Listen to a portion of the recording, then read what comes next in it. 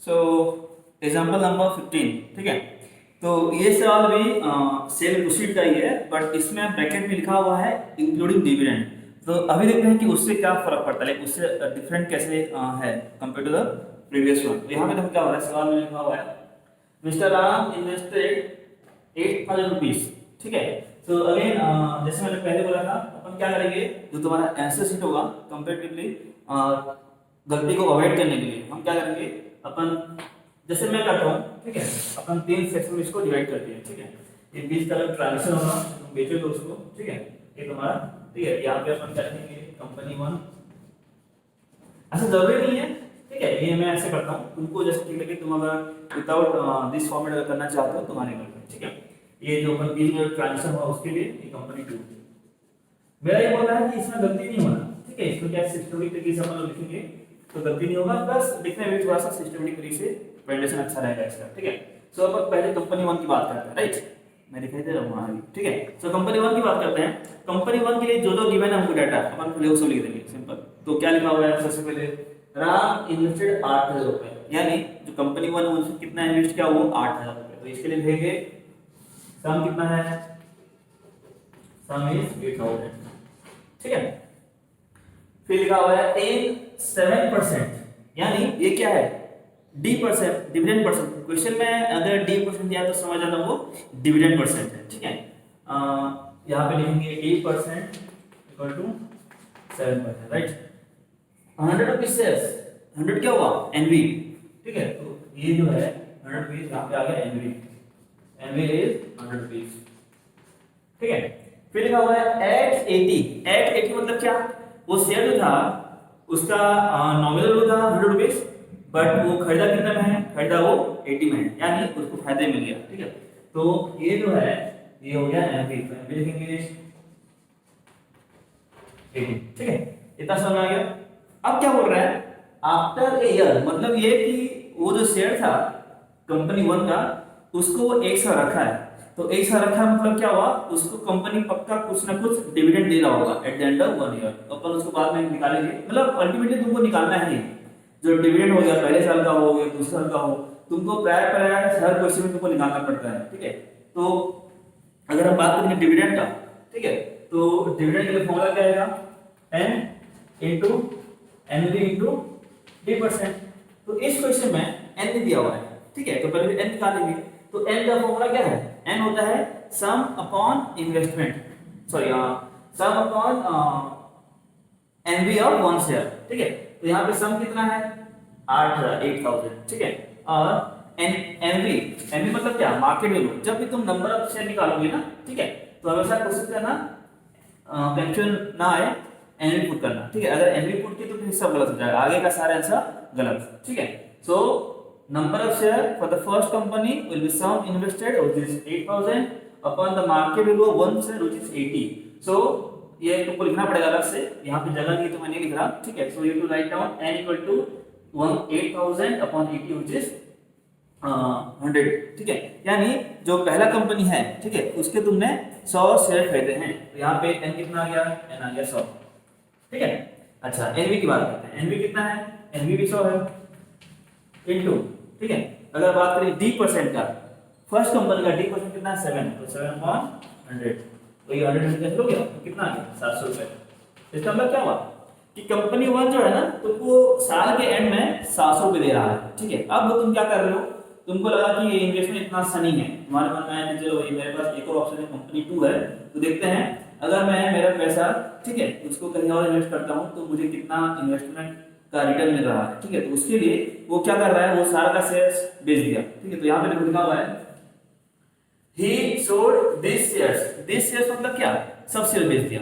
कभी कभी क्या होता है, मैं बोल रहा हूँ, यहाँ पे बच्चे कंफ्यूज होते हैं, जब तुमको लिखा रहेगा सम ऑफ द शेयर्स, तो उसमें थोड़ा सा अपना जो तरीका है सॉल्व करने का वो थोड़ा सा अलग हो जाएगा, ठीक है। तो he sold some of the shares, sorry, he sold all the shares at 75 each, यानी यहाँ पे लिखेंगे selling price of one share is equal to कितना 75, यानी एक शेयर को कितने बेच रहा है, 75 में बेच रहा है, तो सारा का सारा शेयर बेच रहा है। तो सेलिंग प्राइस ऑफ 100 शेयर, क्योंकि स्टार्टिंग उसका कितना था 100 शेयर था, तो कितना हो जाएगा 75 इंटू 100, तो आ गया 7500, ठीक है। कितना वो उसको मिल गया after selling of the shares. But इस क्वेश्चन में लिखा हुआ है इन्वेस्टेड द प्रोसीड्स, फिर लिखा हुआ है इंक्लूडिंग द डिविडेंड, मतलब क्या, जो अभी कैश की बात करते हैं, राइट, कैश की बात करते हैं, तो कंपनी 1 ने उसको एट द एंड कितना रुपए दिया 700 रुपए दिया।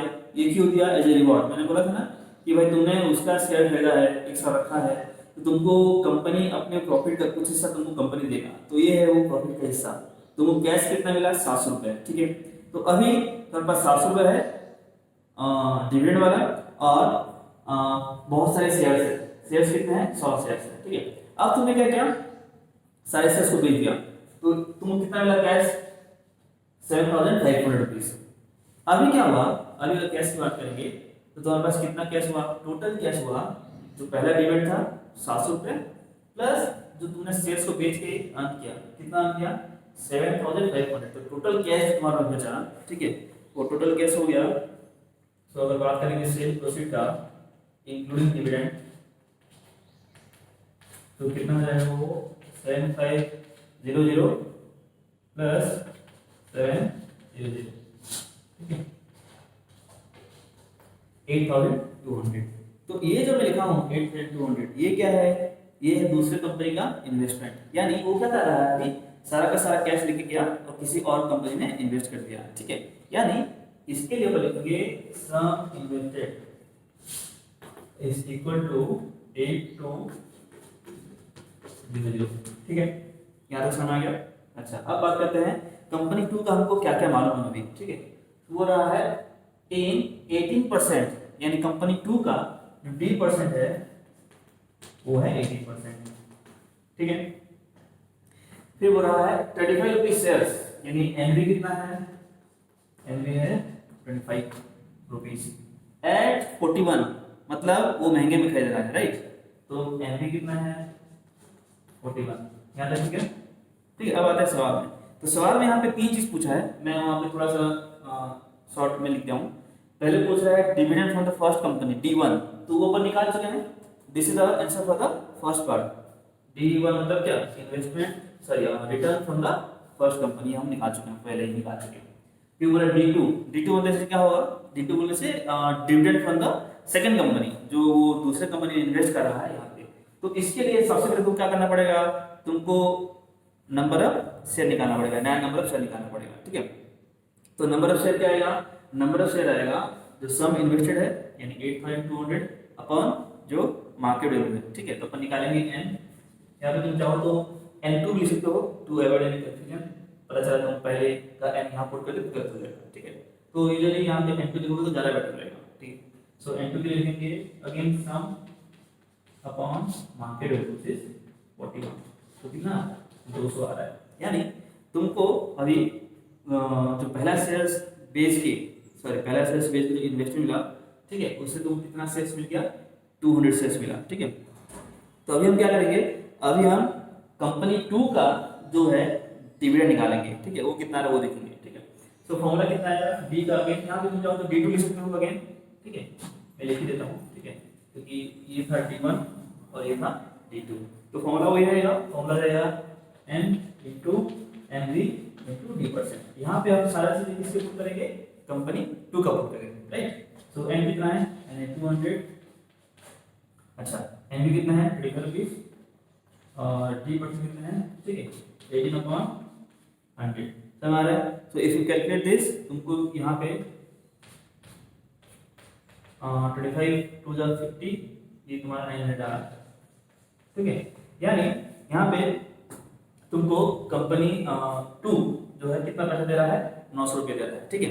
तो थर्ड पार्ट में आता है, थर्ड पार्ट में क्या बोल रहा है, परसेंट इंक्रीज इन रिटर्न, ठीक है। अच्छा, तो जब भी तुम परसेंट इंक्रीज निकालते हो, you have to find out with respect to some amount. तो यहाँ पे क्या बोल रहा है, ऑन ओरिजिनल इन्वेस्टमेंट, यानी जो तुम्हारा स्टार्टिंग का इन्वेस्टमेंट था उसके कंपेयर में तुम्हारा कितना परसेंट रिटर्न आ रहा है वो पूछ रहा है, ठीक है। तो सबसे पहले काम करते हैं, सबसे पहले वो रिटर्न निकालते हैं, ठीक है। तो चेंज इन रिटर्न निकालते हैं पहले, फिर परसेंट निकालते हैं, ठीक है। तो चेंज इन रिटर्न क्या होगा,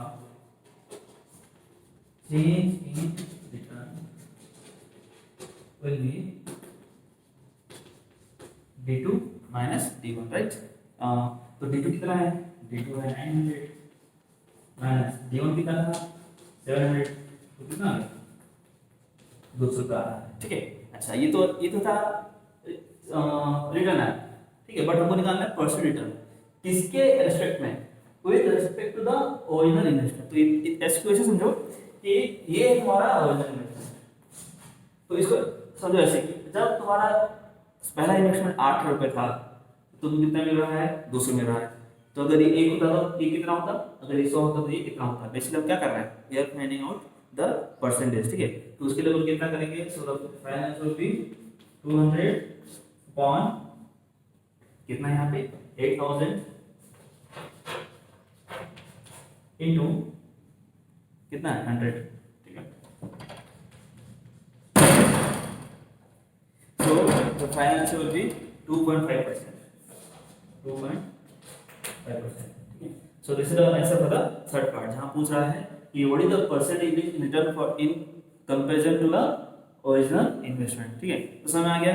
तो यही है, बहुत सिंपल है, तुम सिस्टमेटिक तरीके से लिखोगे तो गलत नहीं होगा, ठीक है। तो एक पहले जो अपन एग्जांपल नंबर 14 किए थे, वहां पे अपन डिस्कस किए थे cell proceed without adding the dividend.